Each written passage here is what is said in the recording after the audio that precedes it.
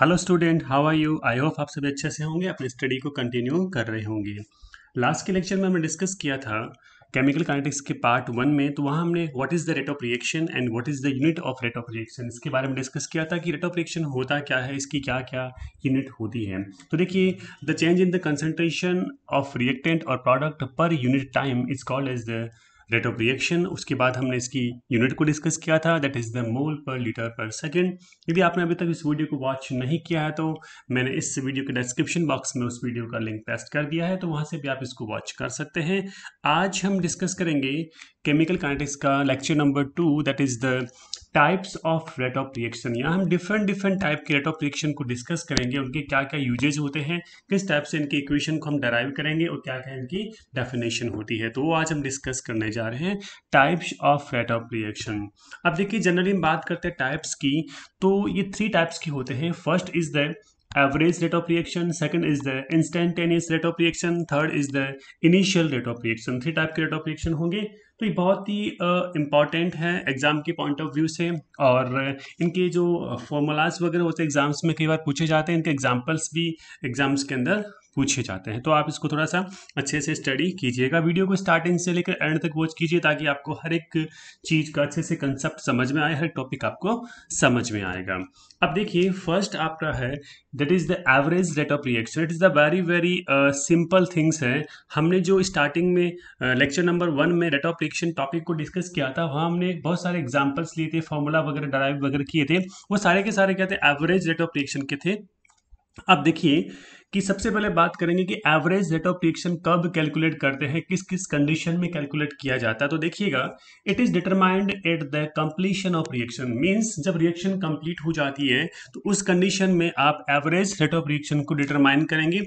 The rate of reaction does not remain constant. अब देखिएगा, starting में रेट ऑफ रिएक्शन क्या होता है? ज़्यादा होता है। उसके बाद जैसे जैसे हम टाइम्स इसके अंदर इंक्रीज करते जाते हैं, टाइम के साथ साथ रेट ऑफ रिएक्शन भी क्या होता है? डिक्रीज होता है। कांस्टेंट कभी भी नहीं होता। लेकिन आफ्टर ए लॉन्ग टाइम जब हम बात करते हैं तो उस समय कंसंट्रेशन में चेंज जो होता है वो एक कांस्टेंट हो जाता है, तो उस कंडीशन में रेट ऑफ रिएक्शन कांस्टेंट हो जाता है। बट नॉर्मल केस में हम बात करें कि रेट ऑफ रिएक्शन कभी भी कांस्टेंट नहीं होता है। अब देखिएगा, in the calculation average rate of reaction is use. जब हम किसी टाइप से कैलकुलेट करते हैं रेट ऑफ रिएक्शन के बारे में, तो उस कंडीशन में हमें एवरेज रेट ऑफ रिएक्शन को यूज करना होता है। अब देखिए, इसको हम कैसे कैलकुलेट करेंगे? सिंपल सा थिंग्स है। देखिए, if change in the concentration of reactant and product is del C. Suppose यहाँ पर कंसंट्रेशन में हमने चेंज को डेल सी यूज किया है, एंड टाइम इंटरवल जो है, मतलब जो टाइम यूज हो रहा है, कंज्यूम हो रहा है किसी भी केमिकल रिएक्शन में, that is the del T. Del का मीन्स क्या होता है? लार्ज चेंज की हम बात करते हैं। एक होता है डी, डी का मीन्स क्या होता है? स्मॉल चेंज की हम बात करेंगे। ओके, आगे हम पढ़ेंगे इंस्टेंटेनियस रेट ऑफ रिएक्शन, उसके अंदर हम डी यूज करेंगे, तो वहाँ पे D C upon D T लिखेंगे। तो देखिए, यदि मान लीजिएगा कंसंट्रेशन में चेंज डेल सी है और टाइम इंटरवल यहाँ पर डेल टी है, तो हम बात करेंगे एवरेज रेट ऑफ रिएक्शन। तो क्या होगा? Plus minus del C upon del T. यहाँ प्लस माइनस का मीन्स क्या होता है? इंक्रीज इन द कंसंट्रेशन और डिक्रीज इन द कंसंट्रेशन होता है। तब देखिएगा, आपको पता है कि टाइम के साथ साथ रिएक्टेंट की कंसंट्रेशन क्या होती है? डिक्रीज होती है, और प्रोडक्ट की कंसंट्रेशन क्या होती है? इंक्रीज होती है। तो हम क्या करेंगे? इन द केस ऑफ रिएक्टेंट हम जब यूज करेंगे तो यहाँ पर माइनस साइन यूज करेंगे, but in the case of product हम यूज करेंगे तो यहाँ पर प्लस साइन यूज करेंगे। तो आप देख सकते हैं average rate of reaction is equal to minus change in the concentration of reactant upon time required in the change, but in the case of the product, average rate of reaction is equal to plus change in the concentration of product upon time required in change। तो ये आपका होता है average rate of reaction. और ध्यान दीजिएगा, सबसे important बात ये है कि जब रिएक्शन कंप्लीट हो जाती है तो उस कंडीशन में हम एवरेज रेट ऑफ रिएक्शन को हम कैलकुलेट करते हैं, क्योंकि आपको पता है जब भी हमें एवरेज को कैलकुलेट करना होता है तो बहुत सारे डेटाज की रिक्वायरमेंट होती है। जब अपने पास सारे डेटाज वगैरह अवेलेबल होते हैं तब हम एवरेज को कैलकुलेट करते हैं। उसी टाइप से कंप्लीट रिएक्शन होने के बाद ही हम क्या करेंगे? एवरेज रेट ऑफ रिएक्शन को कैलकुलेट करेंगे। इसे ग्राफ से भी हम कैलकुलेट कर सकते हैं, आगे हम डिस्कस करेंगे इसके बाद कि ग्राफ से हम इसको कैलकुलेट कैसे करेंगे। तो देखिएगा, सपोज एक रिएक्शन है जहां पर ए गिव्स प्रोडक्ट। ओके, तो इस रिएक्शन के लिए हम एवरेज रेट ऑफ रिएक्शन कैसे कैलकुलेट करेंगे? आप देख सकते हैं average rate of reaction is equal to del A upon del T. यहाँ पर हमने माइनस साइन यूज क्यों किया? क्योंकि A is the reactant. In the case of the reactant minus sign is use because the concentration of reactants is decrease during the time is equal to plus del B upon del T because concentration of B is the product, so concentration of product is increased during the time. Okay, तो ये यहाँ पर average rate of reaction हो जाएगा इस reaction का। अब देखिए कुछ यहाँ पे एग्जांपल्स हैं। PCl5 gives PCl3 plus Cl2। इसके लिए हम क्या करेंगे? R average is equal to minus का मीन्स है रिएक्टेंट के लिए है तो minus del PCl5 upon del T is equal to plus del PCl3 upon del T is equal to plus del Cl2 upon del T. अब यहाँ पे देखिए PCl3 एंड Cl2 ये यहाँ पर क्या प्रोडक्ट होते हैं, बट PCl5 यहाँ पर क्या रिएक्टेंट होता है। तो इस टाइप से हम इसको यूज कर सकते हैं किसी भी रिएक्शन के अंदर एवरेज रेट ऑफ रिएक्शन को। तो ध्यान दीजिएगा एवरेज रेट ऑफ रिएक्शन के अंदर हम डेल यूज करेंगे, बट आगे की जब रेट ऑफ रिएक्शन कैलकुलेट करेंगे तो वहां पे डेल यूज नहीं करेंगे। इंस्टेंटेनियस में हम क्या करते हैं? डी यूज करते हैं। डी का मीन्स स्मॉल चेंज, डेल का मीन्स लार्ज चेंज। लार्ज का मीन्स कंप्लीट चेंज की हम बात कर रहे हैं यहाँ पर। ओके, अब देखिए N2 plus O2 gives 2NO। इस रिएक्शन में आप देखिए N2 and O2 is the reactant but NO is the product. तो आप देखिए R average is equal to minus del N2 upon del T। It means del N2 का means change in the concentration of N2 is equal to minus del O2 upon del T is equal to plus 1/2 del NO upon del T। अब देखिए यहाँ पर जो value यहाँ पर number of moles of NO है यहाँ पर 2 है, ये वैल्यू यहाँ पर क्या होती है? अपॉन में चली जाती है, यहाँ पे बटे में चली जाती है। तो ये इस वैल्यू को हम नीचे लिखते हैं। तो ध्यान दीजिएगा ये वैल्यू यहाँ पर इस टाइप से यूज की जाती है। यहाँ पे 2 है तो 1 अपॉन हम 2 लिखेंगे तो del NO upon del T। It is the average rate of reaction of this equation. Okay, now second is the instantaneous rate of reaction. इसके बारे में बात करते हैं तो ये भी बहुत ही सिंपल सा है। देखिए एवरेज रेट ऑफ रिएक्शन की हमने कहाँ देखा था कि कंप्लीट रिएक्शन होने के बाद हम इसको कैलकुलेट करते हैं, और यहाँ पर हम क्या करते हैं कि इसमें डेल को यूज करते हैं। But instantaneous rate of reaction का मीन्स क्या होता है? किसी भी एक पर्टिकुलर टाइम पर आपने रेट ऑफ रिएक्शन को कैलकुलेट किया है तो उसको हम कहेंगे इंस्टेंटेनियस रेट ऑफ रिएक्शन। इसे भी हम ग्राफ से प्लॉट करेंगे। आगे हम देखेंगे कि एवरेज रेट ऑफ रिएक्शन और इंस्टेंटेनियस रेट ऑफ रिएक्शन दोनों को हम ग्राफ से कैसे प्लॉट कर सकते हैं, कैसे कैलकुलेट कर सकते हैं, उसको हम यहाँ पर आगे ग्राफ से इसको कैलकुलेट करेंगे। तो देखिए it is defined as the change in the concentration of any one of the reactant और product at the particular instant of time. कि किसी पर्टिकुलर टाइम पर हमने रिएक्टेंट और प्रोडक्ट की जो कंसंट्रेशन में क्या चेंज हो रहा है, that is the instantaneous rate of reaction.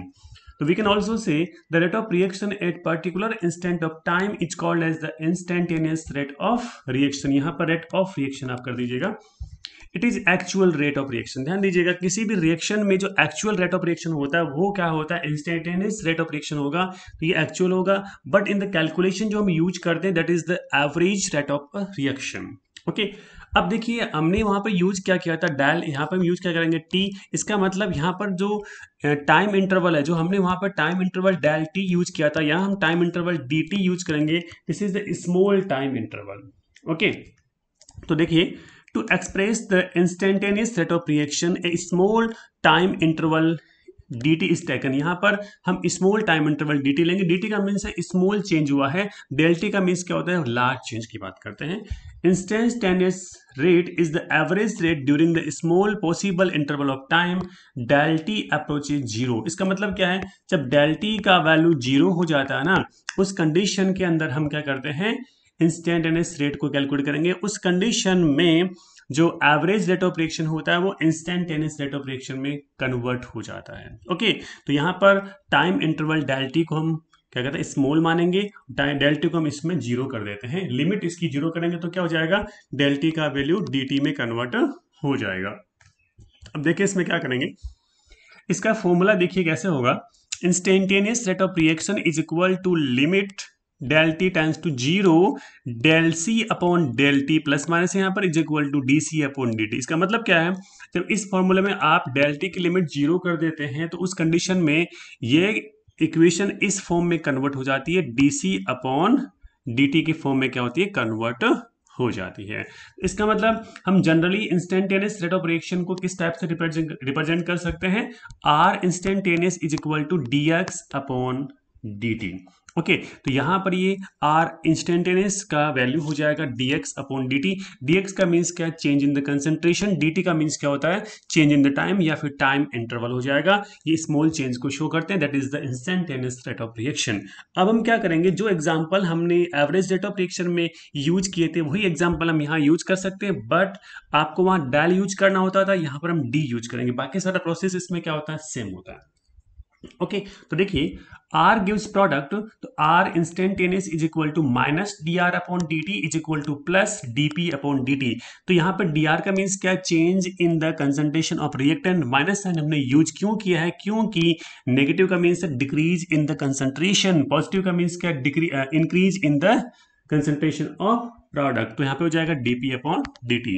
इसके बाद आप नेक्स्ट इक्वेशन देखिएगा, n1a plus n2b gives m1c plus m2d। ये आपके पास इक्वेशन है। अब इसमें आप देखिए कैसे होगा कि यहाँ पर R इंस्टेंटेनियस हम यूज करेंगे तो क्या होगा, is equal to minus one upon N one D A upon D T is equal to minus one upon N two D B upon D T. ये तो रिएक्टेंट के रेफरेंस में हो जाएगा, हमने माइनस साइन यूज किया। ध्यान दीजिएगा हर एक रिएक्टेंट के रेफरेंस में आपको अलग से इक्वेशन यूज करनी होती है। और यहाँ पर माइनस साइन यूज किस लिए किया, डिक्रीज हो रहा है कंसंट्रेशन में, और प्लस साइन यहाँ पे यूज क्यों किया, क्योंकि इंक्रीज हो रहा है। तो in the reference of the product आप क्या करेंगे, one upon M one D C upon D T is equal to plus one upon M two D D upon D T. इस टाइप से आप इस इक्वेशन के लिए इंस्टेंटेनियस रेट ऑफ रिएक्शन को कैलकुलेट कर सकते हैं। इसी टाइप से आप देखिएगा example N2 plus 3H2 gives 2 ammonia. तो R instantaneous is equal to minus DN2 upon DT is equal to minus 1 upon 3 DH2 upon DT is equal to plus half DNS3 upon DT। ध्यान दीजिएगा ये जो यहाँ पे number of moles होते हैं वो क्या लोअर पार्ट में चले जाते हैं, ये इस इक्वेशन के अंदर आपको ध्यान में रखना होता है। ठीक है, इस टाइप से आप इसको कैलकुलेट कर सकते हैं इंस्टेंटेनियस रेट ऑफ रिएक्शन को। अब हम क्या करेंगे, ग्राफ से प्लॉट करेंगे एवरेज रेट ऑफ रिएक्शन को और इंस्टेंटेनियस रेट ऑफ रिएक्शन को। देखिए instantaneous rate of reaction is determined by the graph, a tangent is drawn on the graph at any point, slope of tangent is called as the instantaneous rate of reaction. ध्यान दीजिएगा जब भी आपको instantaneous rate या फिर average rate calculate करना होता है तो एवरेज में थोड़ा सा अलग कंसेप्ट होता है। एवरेज में हम क्या करेंगे, दो पर्टिकुलर पॉइंट लेंगे। आप देखिएगा ये देखिए एवरेज है, तो एवरेज में हम क्या कर रहे हैं, दो पर्टिकुलर पॉइंट। सपोज आपने एक पॉइंट ये लिया, एक पॉइंट ये यूज किया, कंप्लीट आपकी रिएक्शन हो चुकी है। कंप्लीट रिएक्शन होने के बाद आपने ग्राफ प्लॉट किया। ग्राफ प्लॉट किसके बीच करते हैं, टाइम और कंसंट्रेशन ऑफ रिएक्टेंट के बीच करेंगे। इसके बाद पूरे ग्राफ में कहीं पे भी आप दो पॉइंट यूज कर लीजिएगा। फर्स्ट पॉइंट आपने ये यूज किया, सपोज यहाँ पर कंसंट्रेशन R1, इस पॉइंट पे कंसंट्रेशन यहाँ पे R2 है, और इस पॉइंट पर टाइम हमारे पास T1 है, यहाँ पे टाइम यहाँ पर क्या है T2 है। तो आप क्या करेंगे, पहले हम क्या करेंगे, चेंज इन द कंसंट्रेशन देखेंगे। आपको पता होगा चेंज इन द कंसंट्रेशन यहाँ पे हो जाएगा R2 माइनस R1, और चेंज इन द टाइम में हो जाएगा T2 माइनस T1। इसको हम कह सकते हैं डेल T, इसको हम कह देंगे del R। I think clear है, समझ लो मेरी बात को आप। इसके बाद आप देखिए कि यहाँ पर आर एवरेज को आप कैलकुलेट कर रहे हैं। एवरेज के मीन्स के average rate of reaction is equal to minus del R upon del T is equal to minus R2 minus R1 upon T2 minus T1। This is the average rate of reaction. जब भी आप average rate of reaction को calculate करना चाहते हैं तो आपको पूरे ग्राफ में 2 पॉइंट्स को यूज करना है। कोई भी 2 पॉइंट्स को आप सेलेक्ट कर लीजिएगा, वहां पर आप कंसंट्रेशन और टाइम्स उसके अंदर डिफरेंस को कैलकुलेट करके इनका रेशियो देखिएगा। तो concentration upon time ratio is called as the average rate of reaction. Okay, इसके बाद आप देखिएगा इंस्टेंटेनियस रेट को आपको कैलकुलेट करना, तो क्या करेंगे कि यहां पर आप देखिए सपोज ये वाला पॉइंट है, इस पे आपको इंस्टेंटेनियस रेट को कैलकुलेट करना है एक पर्टिकुलर पॉइंट पे। तो आप यहाँ पे टेंजेंट ड्रॉ करेंगे, इस टेंजेंट का स्लोप ये देखो इस टाइप से। तो ये जो वैल्यू है ये तो डीसी का, क्योंकि यहाँ पर कंसंट्रेशन है रिएक्टेंट की, यहाँ पर टाइम है, ये वैल्यू जाएगा डीटी का। तो स्लोप इसका हो जाएगा DC upon DT, that is the slope, और इसी को हम कहेंगे rate of reaction. This is the instantaneous rate of reaction. तो आप देख सकते हैं instantaneous rate at this point is equal to the slope of tangent drawn for this point. Okay, तो आप यहाँ पे भी देख सकते हैं हमने यहाँ पे एक पॉइंट यूज किया, इस पॉइंट पे आपने टेंजेंट को ड्रॉ किया है, एक टेंजेंट का स्लोप यहाँ पे कैलकुलेट करना है, वो क्या आएगा, R instantaneous is equal to minus D R upon D T. Minus हमने साइन यूज इसलिए किया क्योंकि आर यहाँ पर रिएक्टेंट है, in the case of reactant concentration is decreased according to time is equal to minus slope. तो यहाँ पर डी सी यहाँ पर डी टी है, तो D C upon D T या D R upon D T that is the slope के equal हो जाएगा। This is the instantaneous rate of reaction. इसके बाद देखिए लास्ट जो आपका टॉपिक है that is the initial rate of reaction. Initial का नाम देखिए, इनिशियल का मीन स्टार्टिंग में, जब आप स्टार्टिंग में रेट ऑफ रिएक्शन को कैलकुलेट करते हैं that is the initial rate of reaction हो जाएगा। अब देखिए it is determined at the starting of a chemical reaction. Okay, अब आप देख सकते हैं ये ग्राफ आपके अपलोड किया गया है। इस ग्राफ को जब आप पीछे की ओर बढ़ाते हैं तो ये यहाँ पर इस पॉइंट ए पर यहाँ पे कट करेगा। इस पॉइंट ए पर आप देख सकते हैं कि t इज इक्वल टू क्या है, 0 है। इसका मतलब t is equal to 8.8 t is equal to 0। तो t is equal to 0 time पर रिएक्शन स्टार्ट होने से जस्ट पहले जब आप इसमें रेट ऑफ रिएक्शन को कैलकुलेट करते हैं that is the initial rate of reaction. तो देखिए the slope of tangent which is drawn at the point A is called as the initial rate of reaction। और आपको पता होना चाहिए initial rate very very important होता है। initial rate is useful in the determination of the order of reaction। ध्यान दीजिएगा, initial rate को आप order of reaction को कैलकुलेट करने में यूज में लेते हैं। अब यहाँ पर आपने एक टेंजेंट को यहाँ पे ड्रॉ किया, इस टेंजेंट का स्लोप जो होगा that is the initial rate. Means आप रिएक्शन स्टार्ट होने से पहले जस्ट स्टार्टिंग में ही आप रेट ऑफ रिएक्शन को कैलकुलेट कर देते हैं। इसको भी हम इस टाइप से ग्राफ से कैलकुलेट कर सकते हैं। This is the initial rate of reaction. तो आज के लेक्चर में हमने डिस्कस किया types of rate of reaction, that is the average rate of reaction. हम कैलकुलेशन में एवरेज रेट ऑफ रिएक्शन को यूज करते हैं। Second is the instantaneous rate of reaction, जहां हम किसी भी रिएक्शन का एक्चुअल रेट होता है इंस्टेंटेनियस रेट ऑफ रिएक्शन। और हम बात करते हैं third initial rate of reaction, that is the used for the order of reaction. Order of reaction क्या होती है इसको हम आगे के लेक्चर्स में डिस्कस करेंगे। तो आज के लेक्चर में बस इतना ही। तो देखते रहिए केमिस्ट्री प्लस एकेडमी और पढ़ते रहिए केमिस्ट्री अमित कुमार राखेचा के साथ। Thank you so much.